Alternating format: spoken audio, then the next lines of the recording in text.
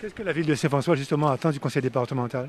Nous attendons beaucoup de choses, d'autant plus que vous savez que la ville de Saint-François est en difficulté financière particulière. C'est une ville en faillite financièrement. Il faut, chaque fois qu'on ait une action à mener, qu'on cherche à savoir comment nous pourrions avoir les financements qui, auprès des majeurs, c'est-à-dire des collectivités majeures, auprès de l'intercommunalité et auprès de l'État, pour nous permettre de réaliser un programme, un tant soit peu, pour la population.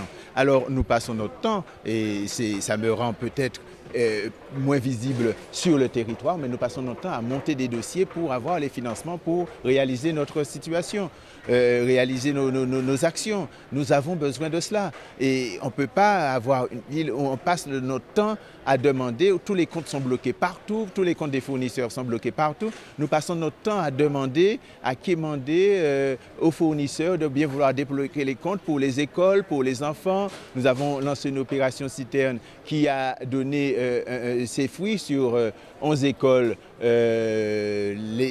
ont été aménagées, où des citernes ont été aménagées pour ces 11 écoles, des citernes d'eau potable, pour permettre à ce que la continuité pédagogique soit réalisée, soit effective, même lorsqu'il y a coupure d'eau sur le secteur. Cela veut dire que nous essayons de faire en sorte que nous ayons un minimum de fonctionnement avec la ville. Vous avez vu, nous avons entrepris la réparation des routes avec le concours des collectivités majeures. Nous avons entrepris la réfection, la constitution de trottoirs dans le bourg de Saint-François. Nous allons entreprendre dès le début de l'année les travaux de la piste cyclable. Nous avons fait en sorte que nous ayons réalisé, puisqu'il y avait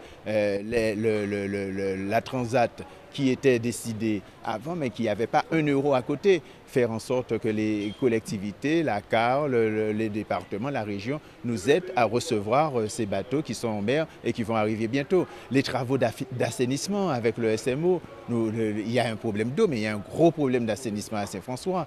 Donc c'est tous les jours que nous sollicitons le SMO, qui est d'ailleurs sur 3 ou 4 points à Saint-François sur le territoire, en gros travaux pour remettre en marche les stations d'épuration, pour éviter toute pollution de nos plages.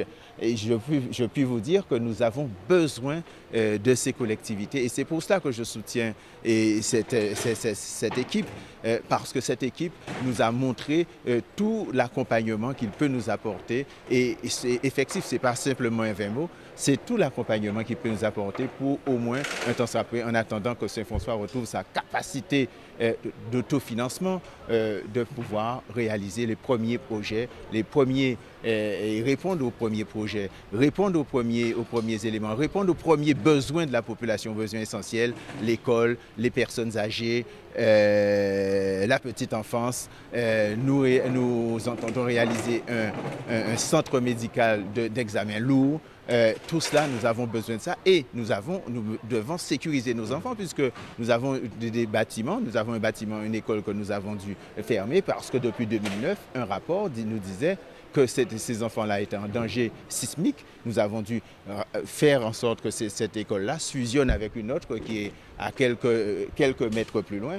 Et ça a permis surtout que on puisse envisager un projet sur le bâtiment qui reste à Saint-François. Et je dis bien, et à qui veut l'entendre, il ne sera pas question pour notre équipe de vendre 1 mètre carré des bâtiments publics, sauf des personnes qui doivent régulariser leur situation de terrain. Ils ont eu leur maison depuis des générations, etc. Tout cela mérite une régularisation, puisque ces personnes-là sont quoi? Ces personnes-là ont leur terrain, sur le terrain communal, ont leur maison sur le terrain communal depuis longtemps, surtout dans les parties urbanisées, c'est-à-dire dans le bourg. Et puis, ils n'ont pas de titre de propriété. Ils vont, pour la plupart, ils sont déjà soit décédés ou ils sont âgés. Ils veulent se sentir en sécurité juridique vis-à-vis de cela. Et nous œuvrons, puisque depuis longtemps, nous avons fait en sorte, et nous œuvrons à cela, nous œuvrons à ce que ces personnes-là soient régularisées, leur titre de propriété soit régularisé. Mais sinon, les autres propriétés que j'ai trouvées là, je les trouvées là, il faut que je les laisse là, parce que les générations futures en auront besoin pour réaliser le projet avec leur vision à eux à ce moment-là.